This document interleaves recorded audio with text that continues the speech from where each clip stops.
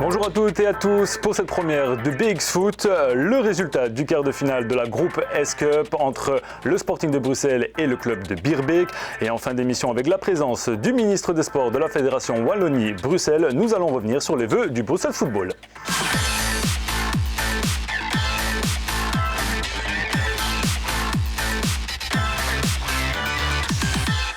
Ce soir, nous allons parler de football bruxellois.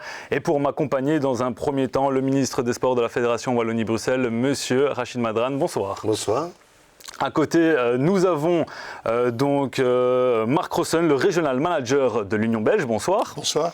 Et alors pour terminer, Benjamin Vasseur, le président du Bruxelles Football. Bonsoir aussi. Bonsoir. Alors la première question que j'ai envie de vous poser, c'est quoi? Expliquez-nous un peu le Bruxelles Football, Benjamin Vasseur. Et donc le Bruxelles Football, c'est depuis maintenant, on peut parler de 3-4 ans.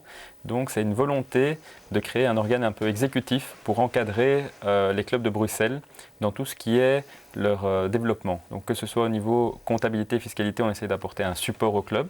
Bien sûr, au niveau sportif, on a développé avec notre coordinateur sportif un fil rouge de formation pour les jeunes. Donc dès 5 ans jusqu'aux équipes premières, on essaye vraiment que les clubs développent la formation. Donc ils ont des entraîneurs de plus en plus diplômés, une organisation avec des coordinateurs et donc tout ça vraiment autour d'une compétition phare qui est l'Iris League. Et on a aussi vraiment la communication qu'on a développée parce que quand on fait du travail sur le terrain, il faut avoir de la visibilité et donc on développe une dynamique de communication pour la région bruxelloise. Monsieur le ministre Rachid Madran, quel est ce plus pour les clubs bruxellois ? Jusqu'il y a peu, en fait, en 2012, on a demandé à tous les clubs bruxellois de choisir le régime linguistique. Donc avant, il y avait l'Union belge, et puis on a scindé en 2 fédérations, la fédération francophone, la fédération flamande, et puis on a demandé aux clubs bruxellois de choisir. Pas toujours facile. Très difficile pour les clubs bruxellois, parce que d'abord, beaucoup de clubs jouent dans des infrastructures qui sont des infrastructures communales. La plupart des infrastructures communales appartiennent aux communes, et donc c'est bilingue. Et par ailleurs, le championnat aussi bruxellois a une spécificité, c'est un championnat bilingue. Donc on avait mis les clubs bruxellois dans une situation schizophrénique et impossible du point de vue choix.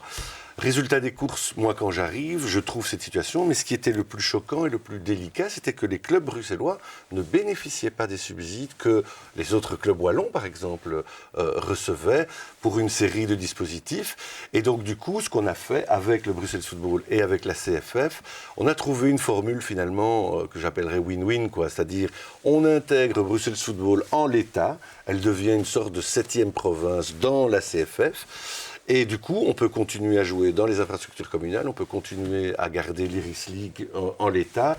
Et ça, c'est quand même quelque chose d'important. Ça a été qualifié par la CFF elle-même d'accord historique.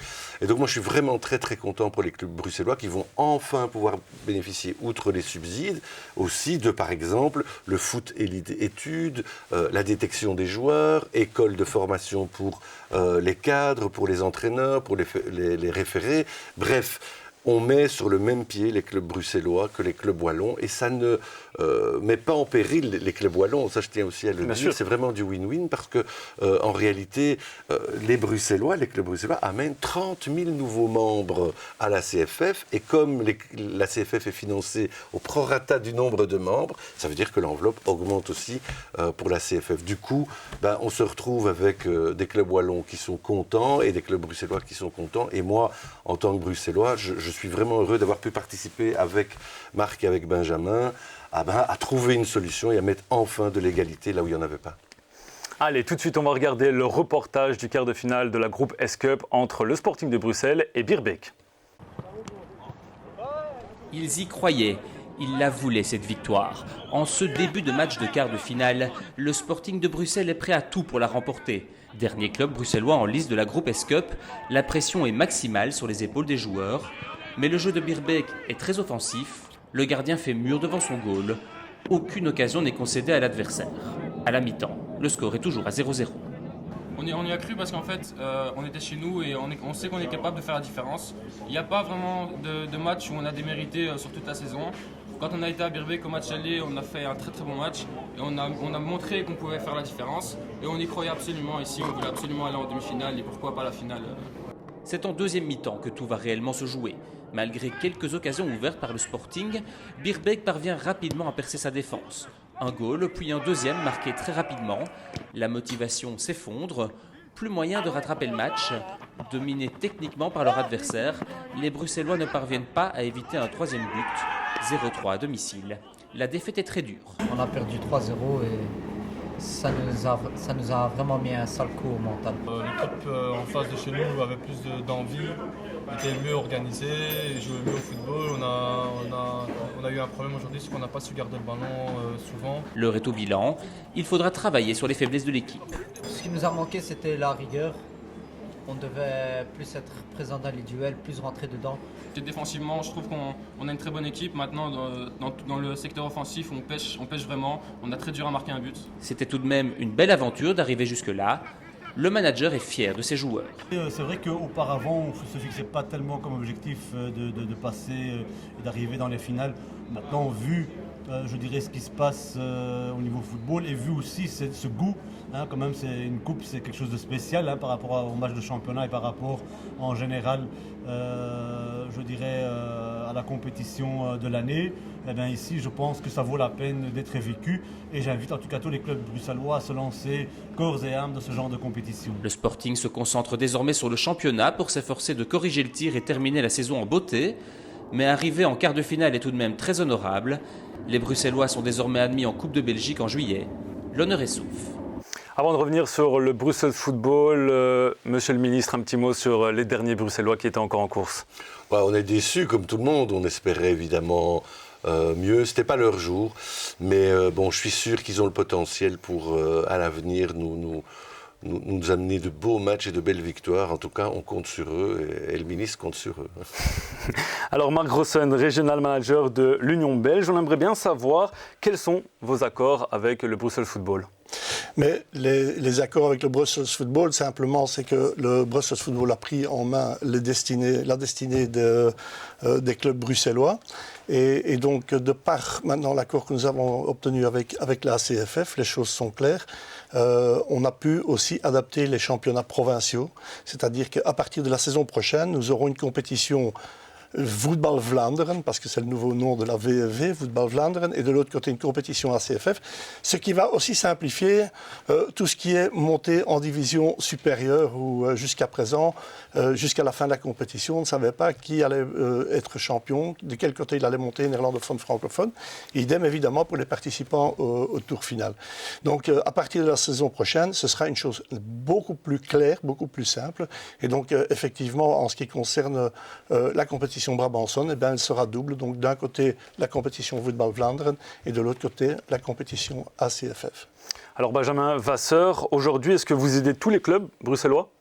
On aide tous les clubs, donc ça c'est vraiment le but du Brussels Football, c'est de soutenir tous les clubs bruxellois.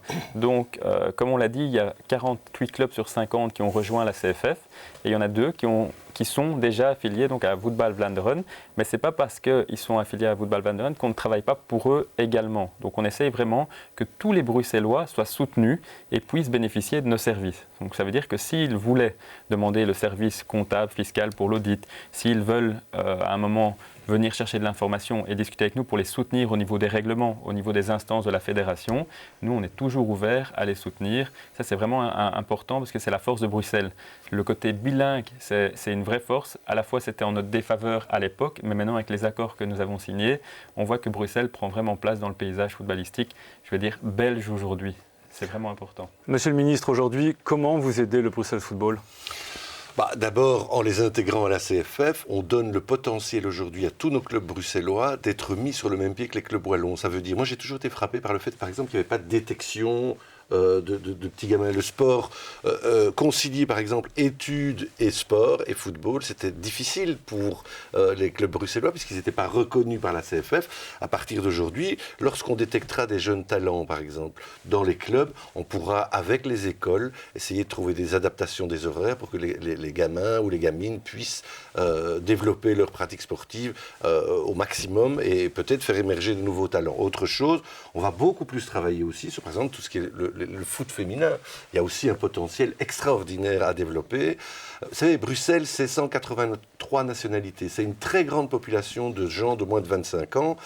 je trouvais qu'il y avait une forme de gâchis de ne pas laisser les professionnels du secteur comme Benjamin et Marc essayer de soutenir les clubs pour les faire progresser. Et donc aujourd'hui, mais c'est peut-être parce que ça fait 23 ans qu'il n'y a plus de ministre des Sports bruxellois à la Fédération. Mais moi, j'ai évidemment été préoccupé par cette question. Et aujourd'hui, je pense que dans les années qui viennent, on va avoir un développement assez important du football bruxellois. Est-ce que vous les aidez aussi au niveau budgétaire ? Bien entendu, il y a évidemment des moyens qui sont inhérents. Le fait d'être dans la CFF permet de bénéficier d'une série de subsides auxquels ils n'avaient pas droit avant. Donc déjà, le fait de rejoindre la CFF fait qu'il y a une prime, je pense, d'un peu plus de 2000 € par club. Donc ça, c'est un peu presque le cadeau de bienvenue. Mais après, évidemment, on va développer des moyens pour les clubs via, évidemment, Bruxelles Football, qui reste l'interface entre les clubs bruxellois et, évidemment, la fédération. Et la chance qu'on a à Bruxelles, c'est qu'on a des professionnels à la tête de Bruxelles Football, des grands professionnels qui connaissent le secteur depuis longtemps. Et dans nos clubs aujourd'hui, on a aussi un développement, je trouve, technique qui est en train de vraiment... on arrive à des niveaux très très importants. Donc moi, je fonde l'espoir que dans les quelques années qui viennent, on aura vraiment un football bruxellois avec lequel il faudra compter. Pour vous, je suppose que c'est important de mettre en avant ce football amateur. C'est plus qu'important, parce que le football, c'est pas seulement un sport qui est bon pour la santé, c'est aussi, quelque part, porteur de valeurs, porteur d'émancipation, porteur de valeurs qui sont très importantes pour des gamins. Et on est dans un climat, on le sait, qui est pas bon, et le sport est un des éléments, le football est un des éléments qui permet peut-être d'améliorer la cohésion sociale, et en tout cas de permettre à nos jeunes de développer une pratique sportive, ce qui n'était pas le cas par le passé. Allez, tout de suite, on va écouter les vœux du Brussels Football pour l'année 2017. Ils sont tous là dans le hall de l'Union belge, tous, président de club, manager, arbitre, le petit monde du football bruxellois au complet, réunis dans la bonne humeur autour du ministre des Sports de la Fédération Wallonie-Bruxelles, Rachid Madran. Au menu ce soir, frites, fricadelles, sans oublier la bière. Aujourd'hui, pas de match sur le terrain, c'est plutôt la troisième mi-temps à la buvette, entre présidents de club. On ne va pas parler de troisième mi-temps. Aujourd'hui, on prend le petit verre de l'amitié pour bien commencer 2017 et en espérant que ça se passera très bien pour tous les clubs. Car elle s'annonce fort bien cette année 2017.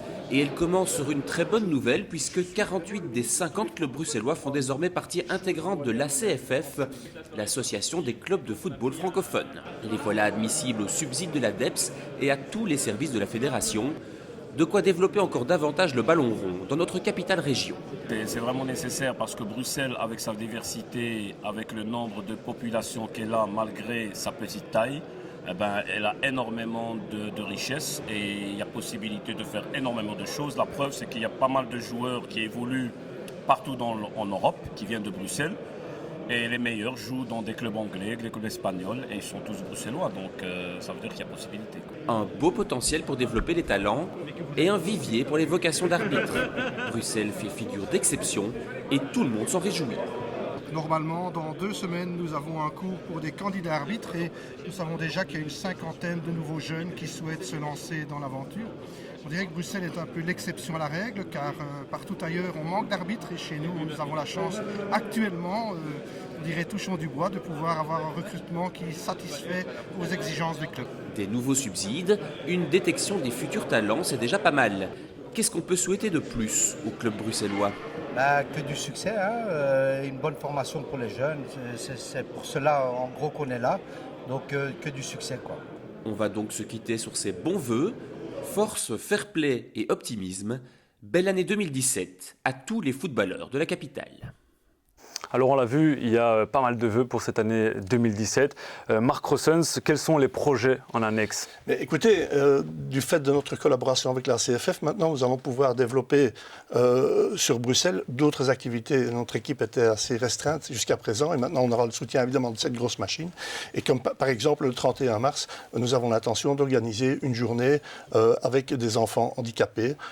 Idem évidemment pour le développement du football féminin, mais aussi développer développer des projets sur des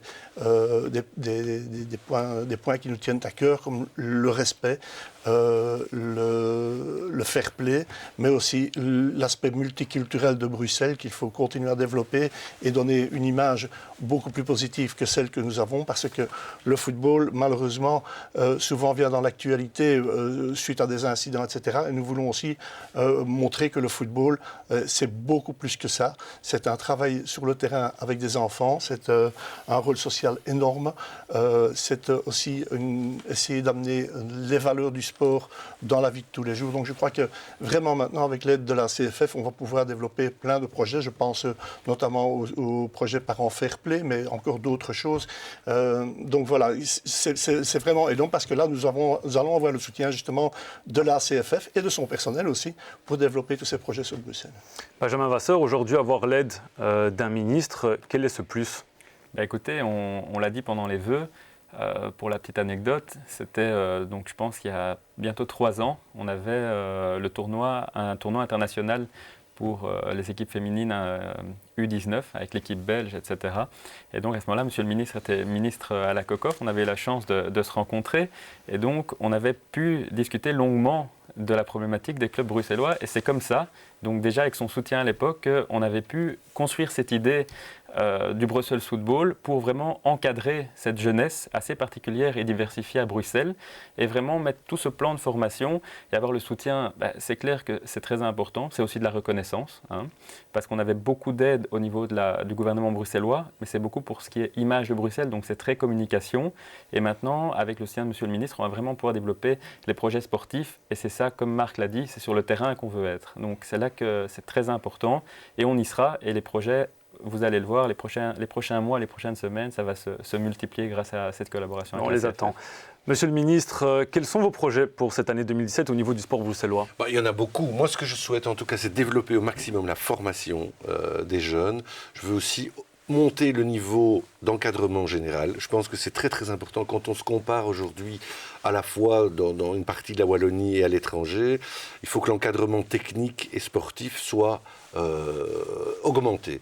Et là, je fais confiance à Bruxelles Football pour développer des projets. Mais on l'a dit, c'est à la fois travailler sur directement les enfants, les valeurs, c'est travailler aussi dans les gradins, ça a été dit, les parents.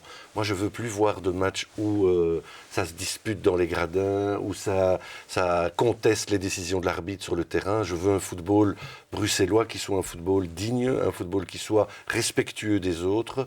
Et surtout, ce que je veux, c'est augmenter le niveau général de nos cadres et de nos formations pour amener nos jeunes demain à pouvoir rivaliser avec l'élite au niveau national, voire international.